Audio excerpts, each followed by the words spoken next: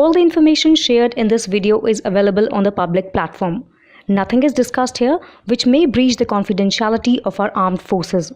Defense Detective respects our defense forces and works only on the information that is available for public use. Is war between China and America certain? The answer lies in the ongoing preparations of both the countries. America is continuously strengthening its friendly countries with weapons in the Indo Pacific, while on the other hand, American forces themselves are also continuously increasing their mobilization. Obviously, on the other hand, considering the situation, China is also preparing itself for the future war. China also feels that its war with America is certain in the future. American arms manufacturer Lockheed Martin has claimed that more than 300 F-35 stealth fighter jets will be deployed in the Indo-Pacific region within the next 10 years. Despite losing nearly $1 billion in a classified program on the production of missiles and fire control systems, Lockheed Martin, arguably the world's largest defense contractor, seems sanguine that it will have a roaring business in the Indo-Pacific region,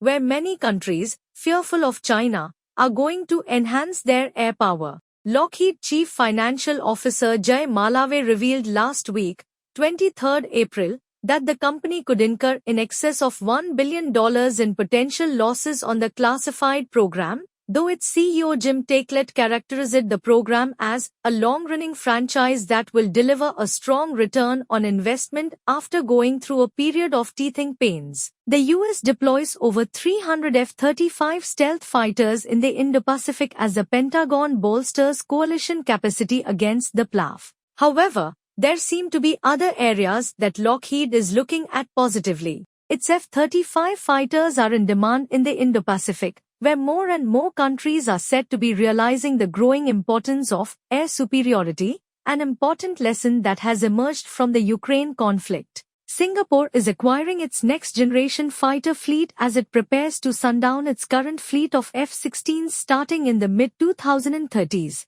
Reportedly, in 2020, the U.S. State Department's Defense Security Cooperation Agency had approved an estimated $2.75 billion sale of up to 12 Lockheed Martin-built F-35B short takeoff and vertical landing fighters to Singapore, the first 4 of which are supposed to be delivered by 2026. If one goes by an official release of the Lockheed by 2035, 300-plus F-35s will call the Indo-Pacific region home. This includes F-35s from the US, Australia, Japan, the Republic of Korea and Singapore. Secondly, the company recognizes that sustainment is critical in ensuring readiness. It promises to remain focused on strengthening the repair capacity and supply chain maturity across its various programs. Air Marshal Rob Chipman, Chief of Australia's Air Force, said that Japan is home to one of 3 final assembly and checkout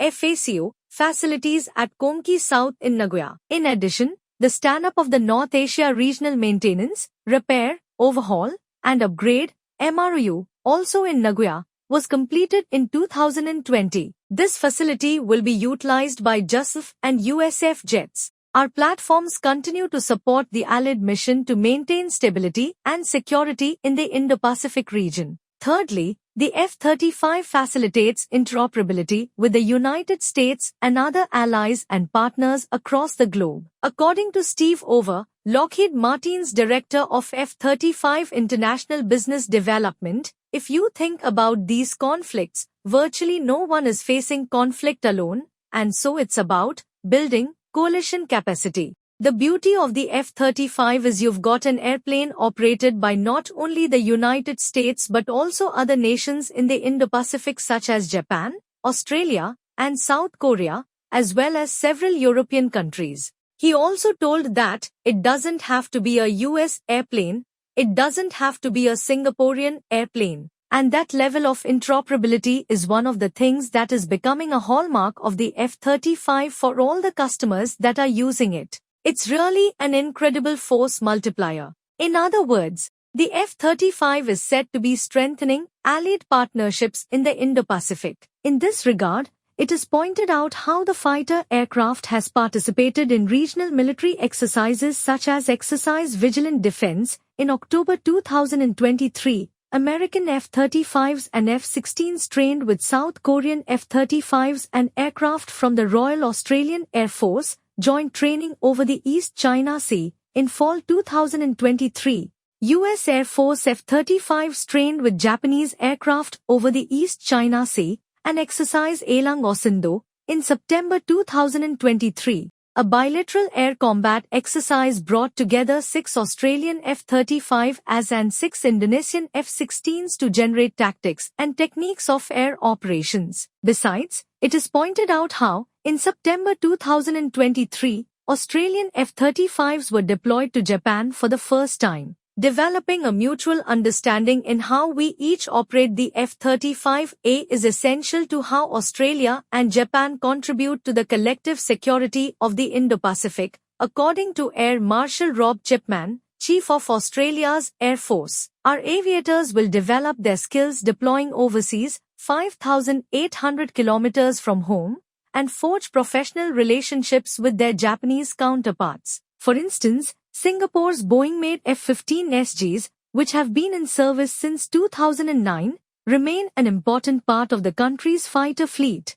Boeing's latest F-15 variant, the F-15X, completed its first flight in February 2021, and the company began delivering the aircraft to the U.S. Air Force a month later. It is now said to be on Singapore's radar for further acquisition. Meanwhile, in August 2023, Indonesia signed a Memorandum of Understanding with Boeing to acquire up to 24 F-15X air superiority fighters, pending U.S. government approval. Washington is observing developments in the region to inform its own acquisition priorities, says that, above all, the United States is coming under increasing pressure from its military to augment its own air power in the Indo-Pacific, given the China factor. Andrew Hunter, Assistant Secretary for Acquisition, Technology, and Logistics at the U.S. Air Force. Hunter said during a briefing at the Singapore Air Show in February, "The Air Force is really intensifying and tightening the relationship with the operational community to inform our acquisition programs so that we are actually delivering capabilities that make a difference in the near term and in the far term against the operational challenges that they see." The U.S. is talking of to strengthen,